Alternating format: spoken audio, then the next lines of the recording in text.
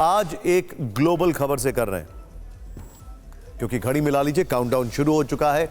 अभी तक जो संकेत मिल रहे हैं, अब से कुछ ही घंटे के अंदर क्या ईरान हमला करेगा, लेकिन इस हमले की जो स्क्रिप्ट है उसकी डिटेलिंग हम आपको बताने वाले हैं। शुरुआत में हमारे पास आपके लिए ग्लोबल फिक्र से जुड़ी 3 बड़ी खबरें। पहली खबर दुनिया के सबसे रहस्यमय खबर है, हमास चीफ इस्माइल हानिया की हत्या का दृश्यम। एक अनसुलझी पहेली है। ईरान के सुप्रीम लीडर खमेनेई इस पहेली में बुरी तरह उलझ गए हैं। उनकी क्रेडिबिलिटी साख पर है। 3 दिन से सदमे में है ईरान, अगर कहा जाए। सोच में डूबे हैं खमेनेई कि इजराइल ने तेहरान के हाई सिक्योरिटी जोन में हानिया को आखिर मौत के घाट कैसे उतार दिया। और बड़ा सवाल यह है, क्या ये एक्सटर्नल फोर्सेस थी या फिर इंटरनली किसी का सैबोटाज था। दोनों ही सूरत में खमेनेई के लिए बहुत बड़े सवाल है। हानिया के कमरे के अंदर से एक्सप्लोसिव खुलासा अब से कुछ देर में हम आपको दिखाएंगे। दूसरी बड़ी खबर दुनिया की सबसे चर्चित खबर है, फ्रांस में ओलंपिक गेम्स चल रहे हैं। यहां से अभी तक खिलाड़ियों से लूटपाट की खबरें सामने आ रही हैं, प्रोटेस्ट की खबरें सामने आ रही हैं। फ्रांस को अराजकता के लिए गोल्ड मेडल मिल रहे हैं, लेकिन अब फ्रांस ओलंपिक में काला अध्याय यह जुड़ा है कि यहां इटली की महिला बॉक्सर का मैच अल्जीरिया के ट्रांसजेंडर बॉक्सर से करा दिया गया। वो ट्रांसजेंडर बॉक्सर जिसको पिछले साल नई दिल्ली में world boxing IBF international boxing federation ने वर्ल्ड चैंपियनशिप में डिस्क्वालीफाई कर दिया था। वो ओलंपिक में क्वालिफाई कैसे हो जाता है। और 40 सेकंड के बाद ही इटली की महिला बॉक्सर ने रोते हुए रिंग छोड़ दिया ओलंपिक के मैच में। और उसने कहा कि मुझे ये जो पंच पड़ा, ये मेरे बॉक्सिंग करियर के इतिहास में कभी नहीं पड़ा है। तीसरी खबर अमेरिका से है। वहां भारतीय साड़ी चुनाव में एक बड़ा मुद्दा बन चुकी है। ठीक सुना आपने, भारतीय साड़ी वो भी कमला हैरिस की, जिसे मुद्दा बनाया डोनाल्ड ट्रंप ने। और उन्होंने सोशल मीडिया पर यह तस्वीर शेयर करते हुए कमला हैरिस के अश्वेत होने पर सवाल खड़े कर दिए हैं। ट्रंप ने ऐसा क्यों किया? हमने ट्रंप के साड़ी वाले इस ट्रंप कार्ड को डिकोड किया है। ट्रंप के इंडियन वोटर्स शायद फिसल ना जाएं। बहरहाल शुरुआत करते हैं सबसे पहले हमास चीफ इस्माइल हानिया की अब इस खबर से। आप पिछले 3 दिन से हानिया की हत्या से जुड़ी कई थ्योरीज के बारे में सुन रहे हैं, पढ़ रहे हैं। हमास लीडर अल हाया ने दावा किया था कि इजराइल ने उनकी हत्या मिसाइल अटैक में कराई। अब सोचिए, अभी तक क्या क्या थ्योरी सामने आई। मिसाइल अटैक आ चुका है, इसमें सामने आ चुका है एक्सप्लोजिव, जो कि हम दिखाने वाले। इसमें सामने आ चुका है कि कोई इंटरनली कोई मिला है।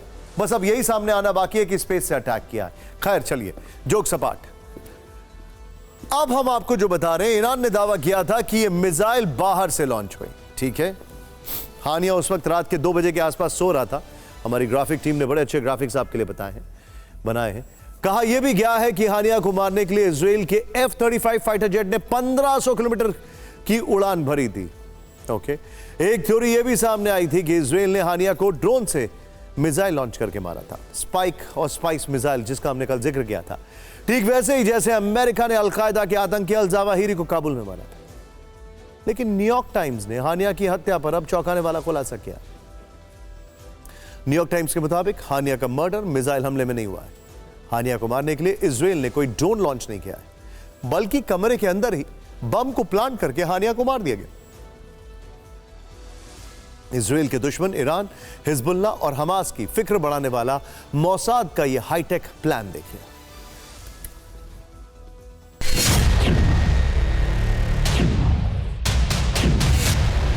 इस्माइल हानिया मोसाद की हिट लिस्ट में 7 अक्टूबर 2023 के बाद से ही था। वो दोहा जाता था, वहां की हर मूवमेंट मोसाद को मालूम थी। वो ईरान जाता था, यहां उसकी हर गतिविधि मोसाद के एजेंटों को पता थी।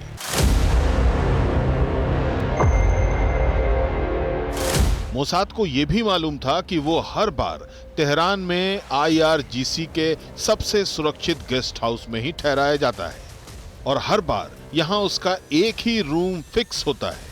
यानी मोसाद ने हानिया का दी एंड करने के लिए लंबे वक्त तक उसके पैटर्न ऑफ लाइफ इंटेलिजेंस पर काम किया और फिर मोसाद ने तेहरान में ही हानिया का काम तमाम करने के लिए वहां मौजूद अपने कई जासूसों को एक्टिव कर दिया।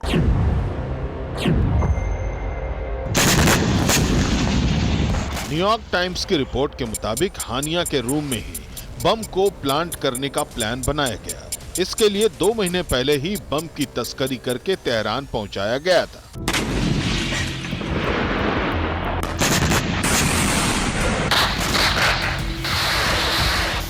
ये बम रिमोट कंट्रोल था और मोसाद ने जैसे ही इजराइल से तेहरान में धमाका किया, गेस्ट हाउस के कंपाउंड की दीवारों का हिस्सा ढह गया और रूम की खिड़कियां टूट गई। हालांकि इस धमाके में हानिया के बगल वाले रूम में ज्यादा नुकसान नहीं हुआ, जबकि उस समय दूसरे कमरे में फिलिस्तीन जिहाद के नेता जियाद नखलेह ठहरे हुए थे। यानी इससे यह साबित हुआ कि हानिया की हत्या फुल प्रूफ प्लान के तहत की गई। न्यूयॉर्क टाइम्स की ये रिपोर्ट उन शुरुआती रिपोर्टों से बिल्कुल अलग है जिसमें दावा किया गया था कि इस्माइल हानिया की मौत एक मिसाइल अटैक में हुई। लेकिन न्यूयॉर्क टाइम्स की रिपोर्ट के मुताबिक हानिया के कमरे के अंदर रात 2 बजे बम ब्लास्ट के बाद कंपाउंड का मेडिकल स्टाफ वहां तुरंत पहुंचा और उस टीम ने हानिया और उसके बॉडीगार्ड को मौके पर ही मृत घोषित कर दिया। हमास का सीनियर लीडर अल हाया भी उस समय ईरानी राष्ट्रपति के शपथ ग्रहण समारोह में शामिल होने के लिए तेहरान में था। वो तुरंत घटनास्थल पर पहुंचा। उसने हानिया के शव की पुष्टि की। इसके बाद IRGC के कुर्स फोर्स के कमांडर इस्माइल गनी ने तुरंत हानिया के मारे जाने की सूचना ईरान के सुप्रीम लीडर खामेनेई को नींद से जगा कर दी। इसके बाद सुबह 7 बजे जाकर हानिया की मौत को ईरान की ओर से सार्वजनिक किया गया।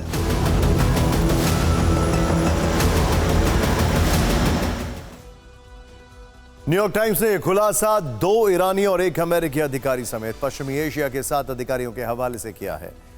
इनमें से 5 अधिकारियों ने खुलासा किया है कि बम को लगभग 2 महीने पहले ही गेस्ट हाउस में छिपाया गया था। 5 अधिकारियों ने यह भी कहा है कि बम को काफी दूर से रिमोट के जरिए ब्लास्ट किया गया।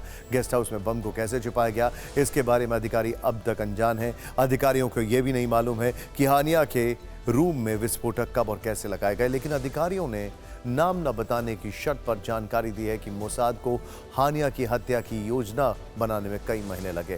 तेहरान में यह पूरा परिसर ईरान रेवोल्यूशनरी गार्ड कॉर्प्स के कंट्रोल में आता है। मोसाद ने अपने जासूसों की मदद से लंबे वक्त तक इस इलाके की रेकी की थी। ईरान के अधिकारियों ने न्यूयॉर्क टाइम्स से खुलासा करते हुए माना है कि इस तरह का सिक्योरिटी ब्रीच ईरानी खुफिया और सुरक्षा एजेंसियों के लिए एक विनाशकारी विफलता है और ईरान रेवोल्यूशनरी गार्ड्स के लिए बेहद शर्मनाक है।